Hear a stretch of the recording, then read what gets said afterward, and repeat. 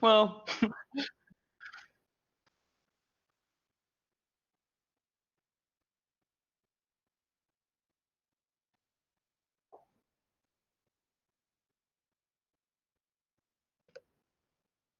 oh dear. Oh, well, apparently they can hear me, but not you. That's good. I'll just say what you're saying to me, and we'll be completely fine. I'll do my own interview. That's probably the best. Just do this and that. If I just click some things, we'll give it a moment. It'll catch up. All right, we got it. We got Nice. Again, note to self, don't change stream settings because you'll break everything.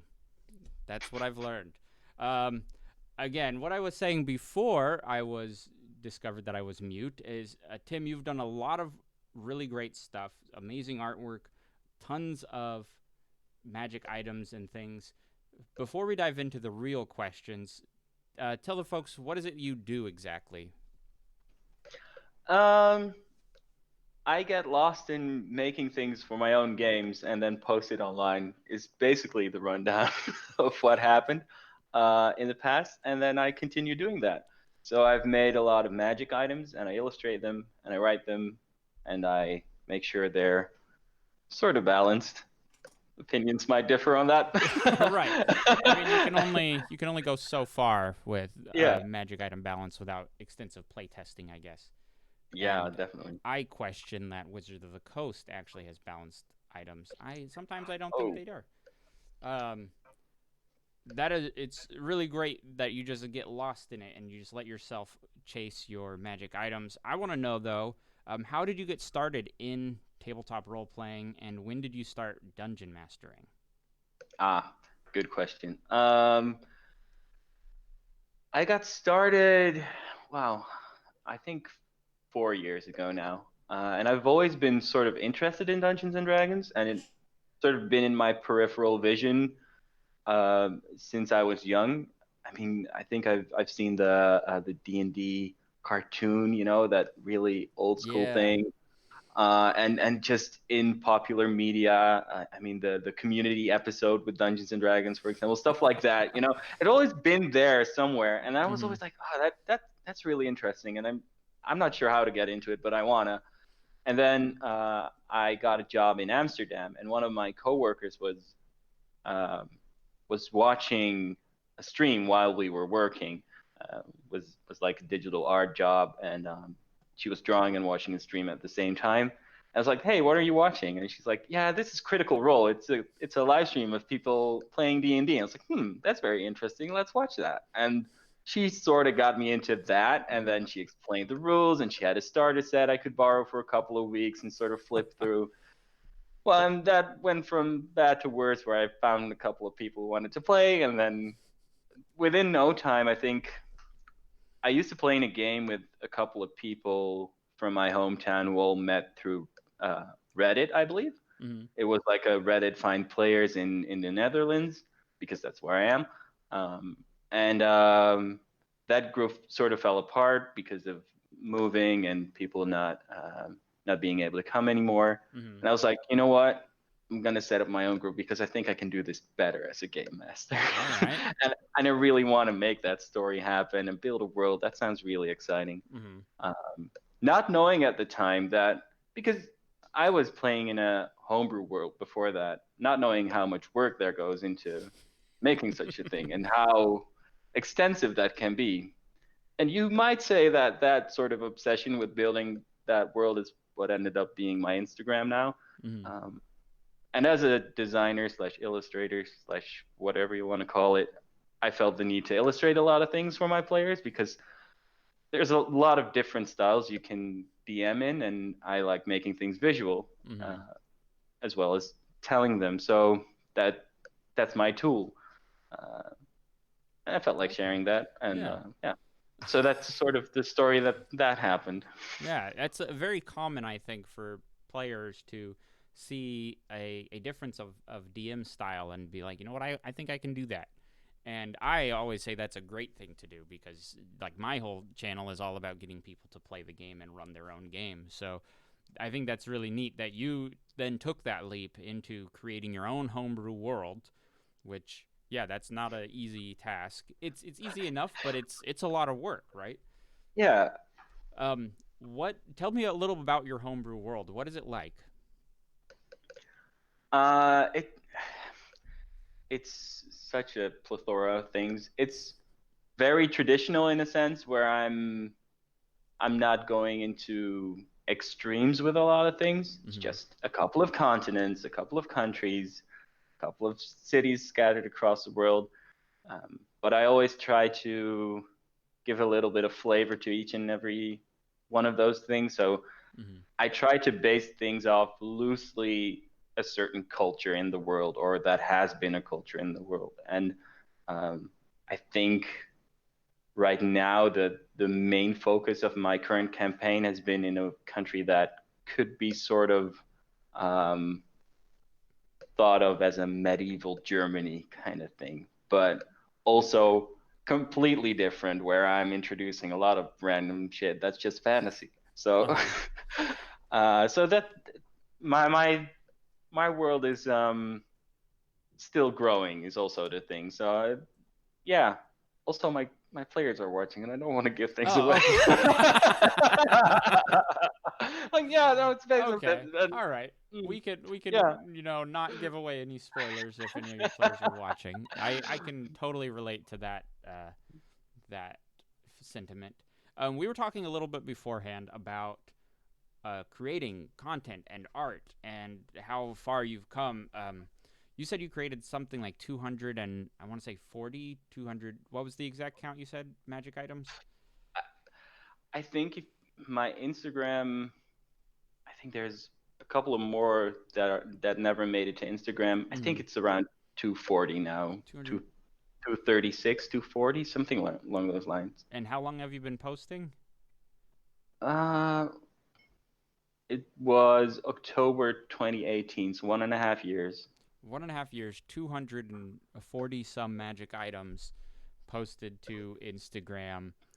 That's a lot. And how do you just get these ideas? Where do these come from?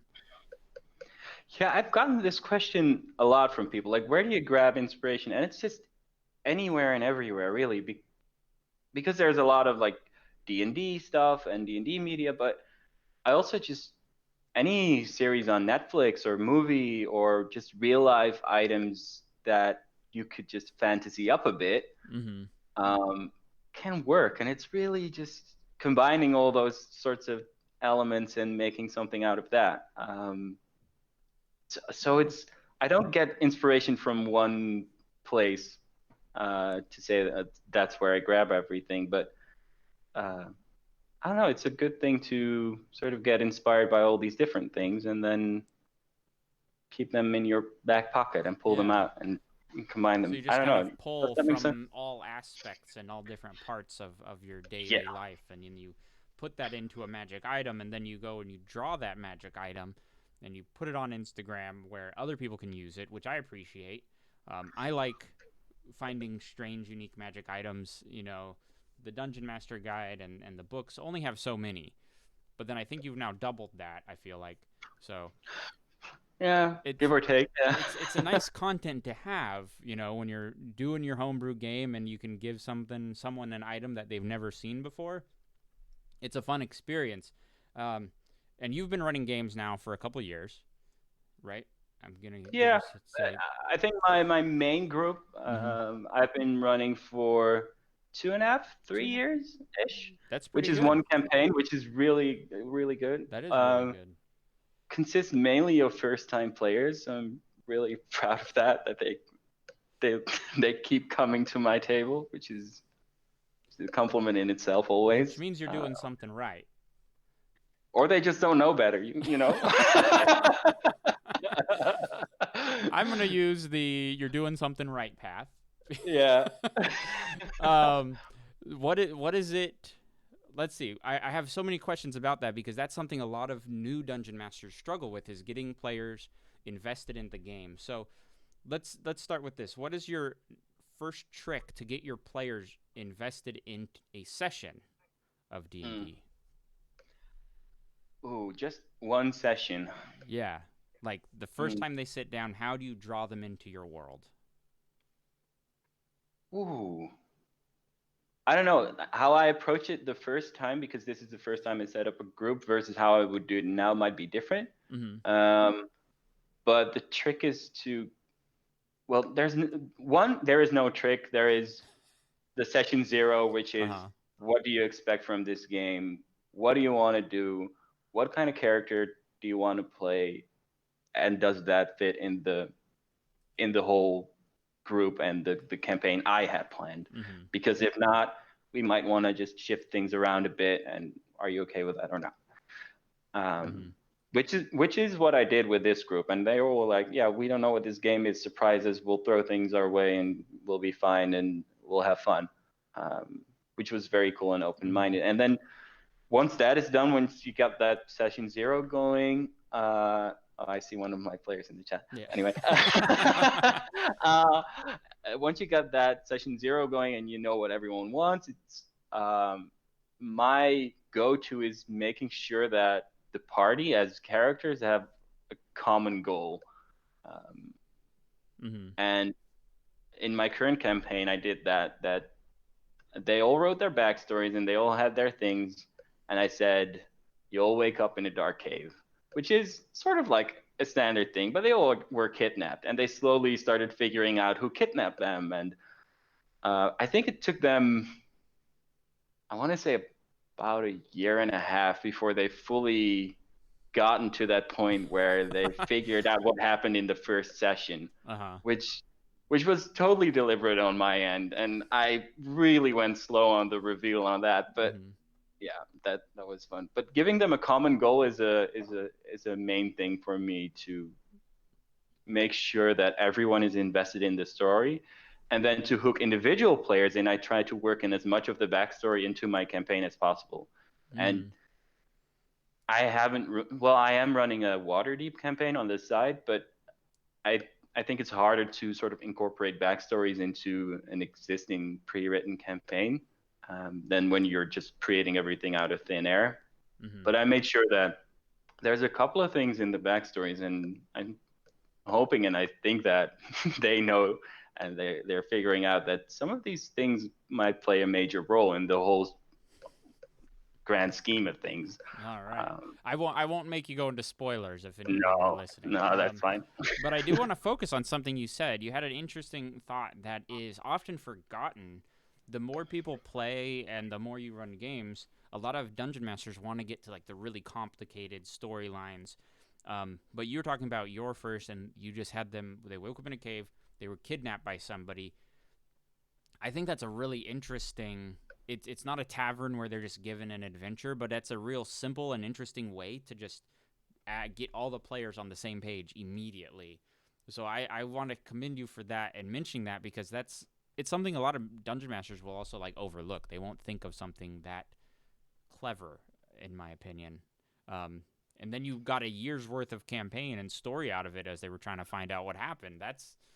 Yeah, and a lot of That's other great. stuff happened, and it was like throwing things left and right, of course. But yeah, then it comes into play that that happened, and they're still trying to figure it out, and Mm-hmm. slowly I they like figure it that. out.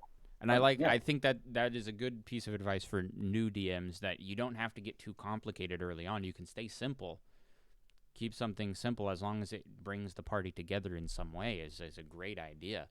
Uh, we were talking a little bit about your art and how you got into it. Can you just give me a brief rundown of how you got started with art in general and then how you made that transition into magic items?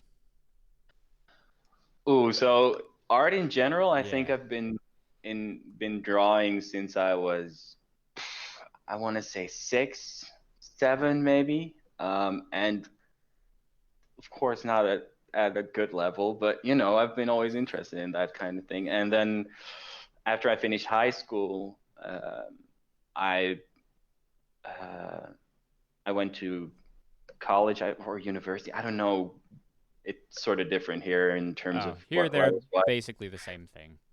Yeah, I think it's college. I would call it college, but Mm-hmm. whatever. And I did a bachelor's in urban design, so it was sort of like I'm doing designy stuff and drawing stuff, but it's still useful. Mm-hmm. So I didn't when I didn't go to art school, uh, and became an artist, and I just kept drawing throughout that as well. Didn't learn a lot on the art part, and then it always was sort of on my hobby side of things and not my real job or anything. Um, so that kind of grew over time, and I did a master's in crossover creativity, which is technical and artistry combined, sort of. And then, yeah, I, I I did have a job in Amsterdam which did involve digital art, and after that, I only had jobs which were more design related, so really more graphic design. So I sort of meandered my way through different types of design jobs and art jobs, over the past 5 years. I've been working now. Yeah, 5 years. Nice. So halfway through my career, I was like, I'll just start drawing for my D&D stuff because that's fun. And yeah, how I started drawing magic items was just that I wanted to hand out something to my players and say, Mm-hmm. this is what you find, and this is, you can do with it what you want, Right. because as a sort of visual tool, because that's something extra I'd love to do. And I posted 3 of them on Instagram, and well, the rest is sort of history. Mm-hmm. Yeah. And now you're at 240. Mm, And you've definitely seen. You were telling me earlier. You definitely have seen a progress in terms of quality or the art in your vision. You're like, oh, this is so much better than it used to be. And I thought that yeah. was an interesting thing to point out. You started a year and a half ago, and you said right now you're going back to the original items. Yeah, today I've redrawn 14 of them, or like increased the quality of them, because yeah, there's a lot of change in terms of art style, in terms of detail level, in terms of use of color and shape. Everything has been um, improved over the last year, which is, as an artist, really nice to see. As someone who's trying to publish these things to followers, it's also like, damn, I need to make sure these fit the current style. So I need to do them again, of course. Yeah. So yeah, I've been looking into getting those updated for a while now. It's like, okay, today's the day. I'm gonna do it. Mm-hmm. um, as an artist, and as I feel like this applies to running games, which is why I'm bringing this up. We talked briefly about, the idea of chasing perfection in your artwork. Um, how have you been able to manage the concept of, chasing perfection and working on something so long versus finding a good balance of where you finish something and you're happy with it and you can keep creating? Does that question make sense? Yeah. So when do you know when to stop Yeah, with that's the one easy way to put thing? it. Mm, I mean, I won't lie, it's been a struggle for me as well. And what I say now, that I'm looking back at these things that I made, and I can see now how to improve them. At the time, I was happy with them. Mm-hmm. So you need to see the things you make in a sense of, okay, this is the best I can do now.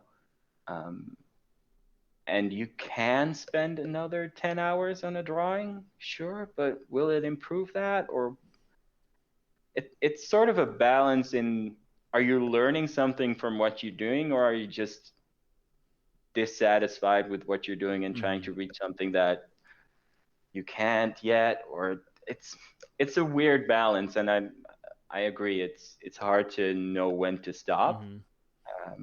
because Have you ever seen that bleed over into running and creating your games, your campaigns? yeah, Yeah. 100%.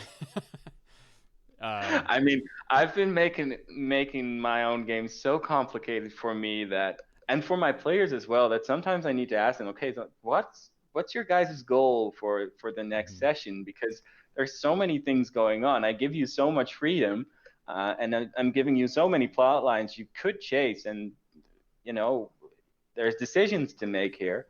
I can't prepare it all on the same level. I can't uh, prepare a desert dungeon and a mountainscape full of snow with 5 different encounters um, on both sides, depending on if you guys now choose this session to go north or south. I'm like, please tell me what you want to do so I can prepare in advance.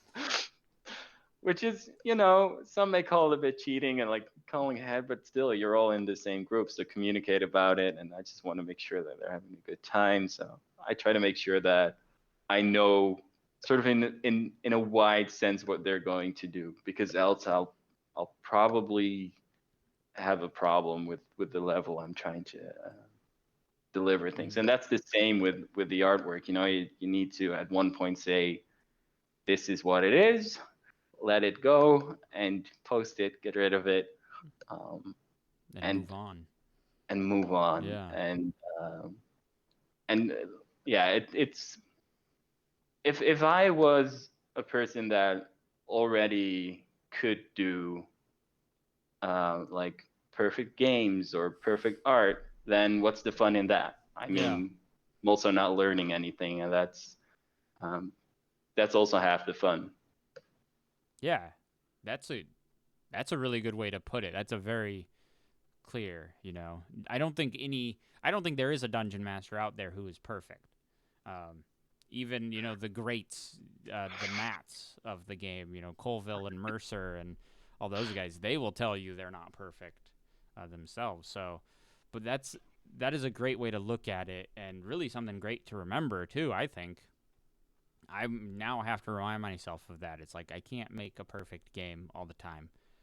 Have you found any tricks or any methods that you use to kind of keep yourself grounded in that? Ooh, to not get that perfect level. Yeah, to not try and chase the perfection all the time. That's been hard for me. Like, but that's a personal problem in Right. general. I'm not gonna lie. That's I don't know what really helps though is when uh, to remind myself that even when I have not prepared something like from A to Z, or have it all thought out, my players will probably still have a good time. Mm-hmm. They probably will find a way to do it. And my players are not bothered when I take a minute to like come up with a name of some NPC they found. And I was like, yeah, I don't know. I didn't have a name for this guy. Uh-huh. Just let me pull up a list. I have names. Don't worry about it. But and they're okay with that. And that's sort of yeah. So Yeah. so that perfectionism is really, it helps when, and I mean, I have the luxury of an entire community who will like my stuff on Instagram and say, "Oh, this is cool." That I don't have to tell myself, "Oh, this is cool." It's not like I'm gaining any like self-worth out of that, but it's nice that you get that sort of appreciation, and that can be really small from your players, or that can be really big as from that community. I'm Mm-hmm. just lucky to have both, I guess. Yeah. But it also seems like you had opened a strong communication with your players where you're comfortable enough to say, hey, give me a minute. I'll come up with a name here. I don't have this necessarily prepared. And they're okay with that. That I think is an ideal position to be, that a lot of people struggle with. I struggle with communicating like that with my players. I'll sit there and I'll, panic a little bit, and then I just pull out the worst NPC name possible, in those moments. And I think that's largely probably because I haven't created that communication channel with my players so strongly. So that's a tip I'm gonna steal from you now, and use that in my own games. I wanted to change subject a little bit because I asked you a couple questions before, and you had a really good answer that I'm going to make you repeat. What is it you like most about the tabletop role-playing hobby? Okay, so I'm not gonna completely be able to repeat my answer because that was That's very fine. long. But I think to just sort of sum that whole answer up, I think what I said was versatility of the hobby itself. So there's the thing that I like about it is that there's so many forms of creativity and styles, and types of players, types of games, types of worlds, types of whatever. And we all know the sort of Critical Role-esque world that's been built, but it's very interesting and very very fun to hear all the sort of worlds people have created at their own table and how much time went into that and thought. That's very amazing and very cool. But not only that, but there's also their whole own different style within that world, and that that just gives you so much inspiration to just make your own things. And yeah, if we're talking about where do you get your inspiration from, I mean, there's so many types of things you can do within this one thing we call D&D. It's almost as if you can't just call it D&D, but it's much wider than that. Yeah. And that's the gist of what I said. Yeah, which I think you, again, nailed the answer perfectly, and you paint a nice picture. But now I want to go a little deeper. I want to find out, of all these different aspects of things you can do in the hobby, such as world building and the art side of it, what is it that you enjoy most doing in your free time? In my free time? Yeah. Oh. Like, you have an hour, you're going to work on something for D&D. What are you going to do? Ooh. Yeah, that's a weird question but that's also because I've started seeing this more as work than as free time. Yeah, I mean, you probably can relate. But what I enjoy doing most is just the whole drawing aspect of it. Don't get me wrong, I love writing stuff out and coming up with plot lines and making sure that that's all like somewhere in that whole grand scheme of things. But when that is set down, I would love to just draw the thing that I thought of, and then I can see it on the paper instead of read it, which is, yeah, it's a lot of fun. Yeah, that's good. I think then you picked the right thing. I'll answer that question myself too, because I haven't really stated this. I actually enjoy, when I have free time, I just like to sit down and read one of the modules. I never get to do that because I don't play the modules. I don't run those. I do homebrew, like everything is homebrew. So I just don't have time ever. But that's the thing, like, if I have a free hour and I'm thinking of something that would make me happiest, it's like I'll just sit down and read a module or part of it. Go through that. Good one. But see that you focus on the art. I like the reading. There's other people who would rather sit and paint minis. I do enjoy that too. There's other people who like to prepare a session. For me, probably preparing a session is probably my least favorite thing. Not great. It's the work before the fun part. So, but it's, you understand why it's there. Yeah. So, flipping over to the opposite side of this, what is the thing you struggle with the most as a DM? Well, what I mentioned earlier, I like to make this sort of sandbox campaign, and I'm very afraid of railroading, which is it's always such a negative word. It's put in such a bad light every time, and I think sometimes it's sort of necessary to keep the story moving forward. So what I struggle with most is keeping the pace high, and I've learned to do that a bit better over the years.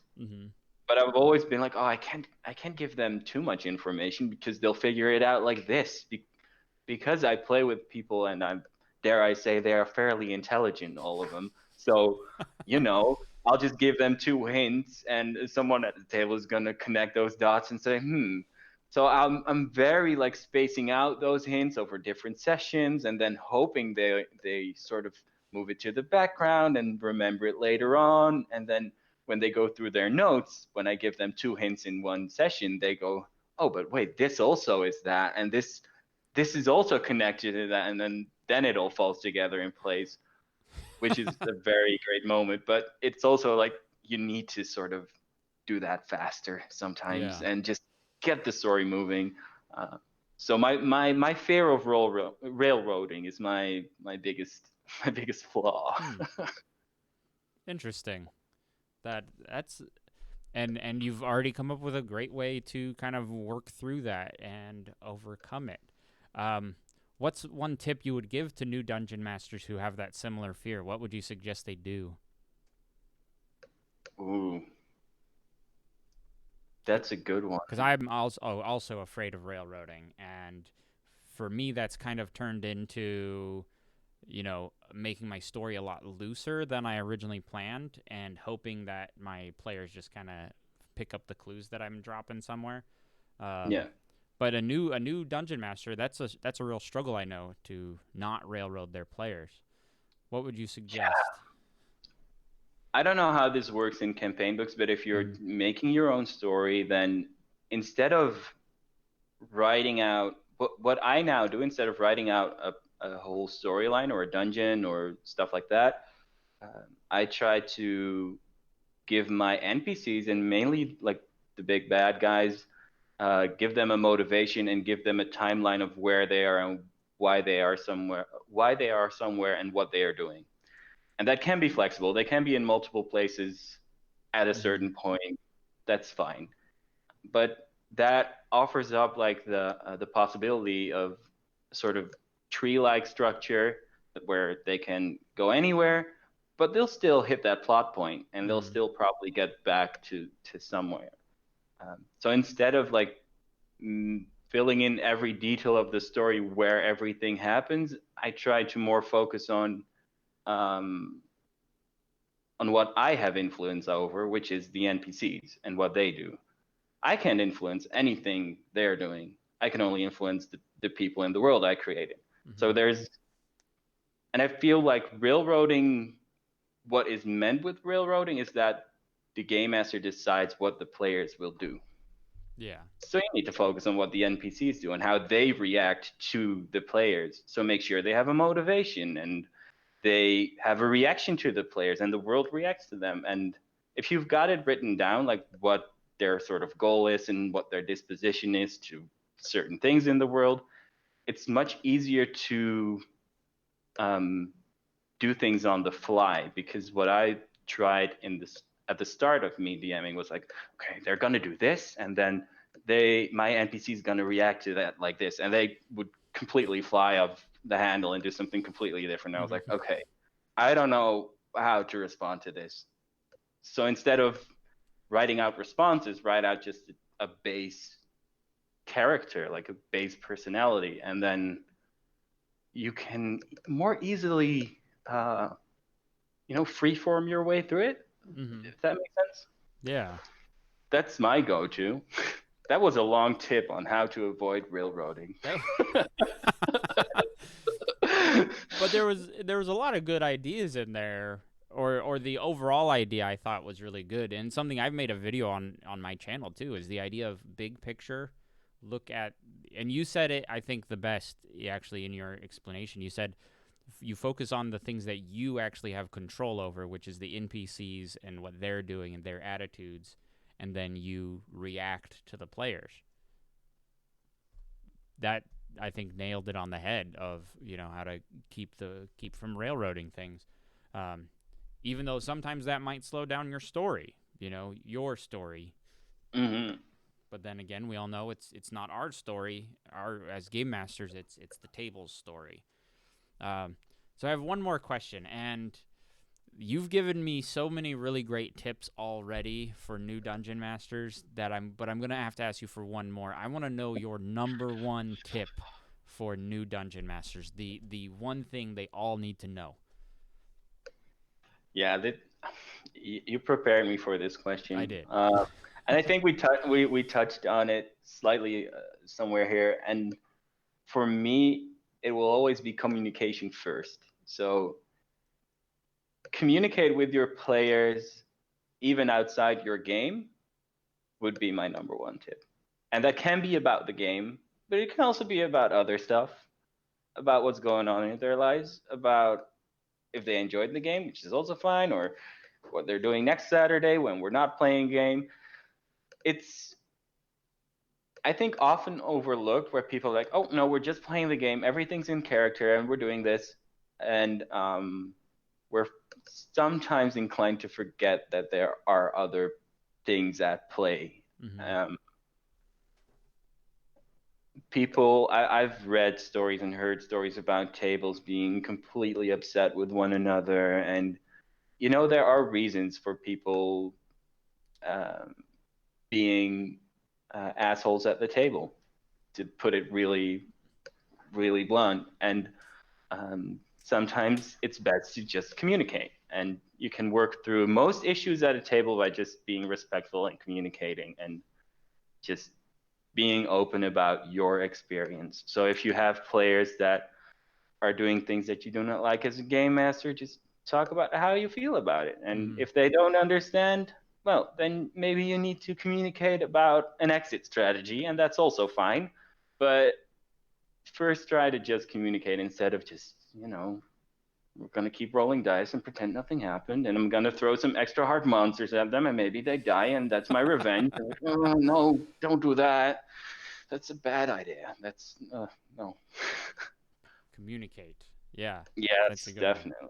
I can think of at least 4 or 5 different examples in my own experiences where that could have changed how certain games have played out or what people react to. So I appreciate that you mentioning that and bringing that up. It could have kept a lot of people in the game, and could have kept campaigns running a lot smoother had someone communicated. So yeah, Yeah. good lesson. So anyone watching this, if you're new, communicate. And I think it was mentioned on another one of the interviews. Someone else said a similar thing about communicating. So clearly, it's important. Clearly, I mean, it's a game based on talking to each other yeah, and random outcomes. So yeah, I'd yeah. say. So Tim, we don't have any questions from the viewers, but I have one more for you before we wrap things up. Where can everyone find you online, and what can they expect from your content? Uh-huh. So there's a lot of links, I think, down below, Yeah, they're all which in the is where you can find description. me. You can find me on Facebook, which is at the bonus action, because sometimes handles are taken and you need to do what you Yep. get. And on Instagram, I'm at bonus_action, which is basically always been my main platform. You can expect a lot of things there, mainly magic items, but I've been doing creatures now with loot tables for them and stuff like that. And then what I'm currently trying to grow, because I'm sort of turning this more into work as a hobby, like I said, is Mm-hmm. my Patreon, where you can find random tables, item cards, pages full of info, creatures, subclasses, character options. I'm doing it all, and not everything is making it to Instagram. So yeah, uh, that's what you can expect from me, and hopefully a lot more. I'm hoping to get my campaign settings somewhere, That'd be publishable cool. and shareable. Um, That'd be there's a lot of very stuff cool. happening. Yeah, so people have to keep an eye out on you and what you've got going on. And again, links are all going to be in the description, or they should already be there, if YouTube didn't break that part of the stream. Um, Tim, thank you so much for coming on the show and chatting with me. I really enjoy some of your advice, and I'm going to try to take that to heart myself, and I hope the viewers do the same as they're running their own games. Um, yeah, so thank you guys. Thank you, viewers, for watching. If you haven't subscribed to this channel, do so, please. I appreciate it. And we will see you. We have a really cool guest tomorrow. We have Brianna Flame, aka Nice. the Dungeon Documentarian, is kind of her thing. So we're going to be talking with her tomorrow, a little later in the day, back to my usual 3 p.m. Pacific time. But again, Tim, thank you so much. And we will see everyone else tomorrow.